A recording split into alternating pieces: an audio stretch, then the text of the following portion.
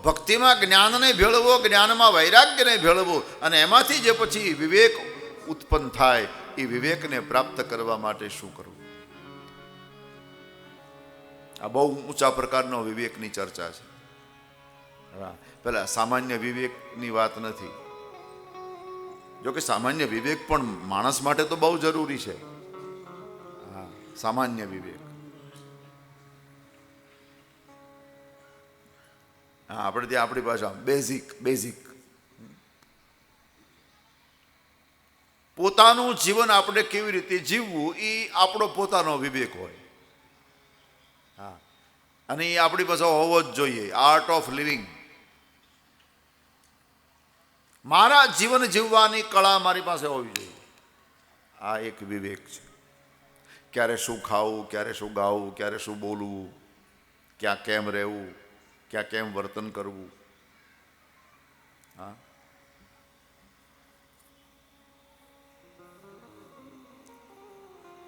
ઘણાને માથું દુખે ને તો દહીં ખાય તો ઉતરી જાય. અમે ઘણા એવા જોયા, એક ખાટું દહીં ખાય ને તો એનું માથું દુખતું ઉતરી જાય. ત્યારે ઘણા એવા હોય કે જો ખાટું દહીં ખાય તો માથું દુખે. એ આપણી પ્રકૃતિ ઉપર આધાર છે.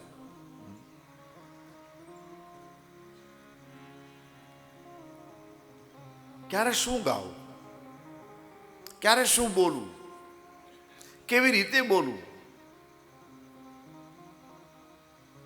રામ નામ તો બહુ સારું છે ને, બહુ સારું. જેના મુખમાંથી નીકળે એનું જીવન ધન્ય બને. ગોસ્વામી કહે કે તુલસી જાકે મુખ સે ધોખે વો નિકરત રામ. ધોખાથી પણ રામ અજાણતા રામ નીકળી જાય. ઘણા લોકો આમ ન બોલે પણ છીક આવે ત્યારે રામ બોલ નાખે.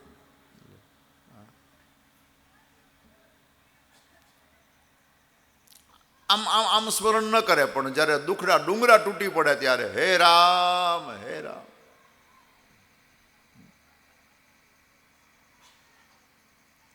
કોઈ પણ રીતે વ્યક્તિ રામનું નામ લે ધન્ય થઈ જાય.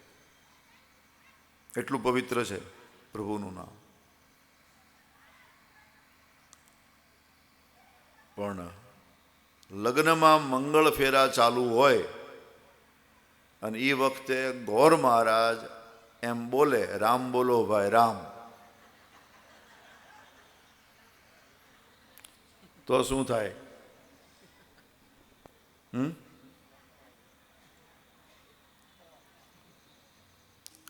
દક્ષિણા મળે કે?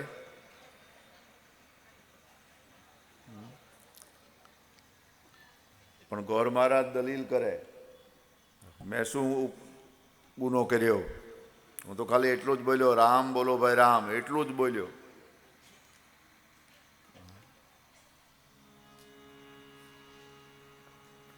આ અવિવેક છે. વિવેક, કારણ કે આપણે ત્યાં રામ બોલો ભાઈ રામ ક્યાં બોલાય? કોઈની સ્મશાન યાત્રામાં.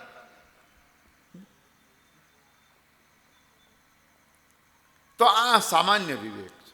શું ગાવું, શું બોલવું. પછી એક કર્તવ્યનો વિવેક છે. આ બીજા નંબરનો વિવેક. ભાગવતમાં જે વિવેક આપ્યો એ તો હું ચર્ચા પછી કરું તમને.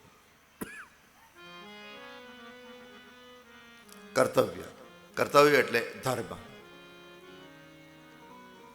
ધર્મ અને કર્તવ્યની વચ્ચે બહુ પાતળી ભેદરેખા છે. કર્તવ્ય અને ધર્મ. કયા સમયે મારું કર્તવ્ય કયું? બસ ડ્યુટી. માણસ આને બરાબર જાણી લે કે કયા સમયે મારે કયું વર્તન કરવું જોઈએ, કયા સમયે મારે કેમ રહેવું જોઈએ. માણસ ઓફિસમાં બેઠો છે, ઓફિસમાં નોકર ચાકર છે બધા ઓફિસમાં, અને એ જે શેઠનો રૂવાબ હોય એ રૂવાબ ઘરે ન ચાલે. હું ટૂંકમાં કહું તો ઓફિસમાં કહેવાય પાણી લાવ, ટેબલ સાફ કર, હા પંખો ચાલુ કર, એસી કેમ બંધ છે, આ ઓફિસમાં હાલે. હા ઘરે આવીને કરવા ગયો તો વેલણ માથામાં આવે. અને એની પત્ની એમ કહે જ ને કે આ તારી ઓફિસ છે, ટેબલ સાફ કર ને આમ કર.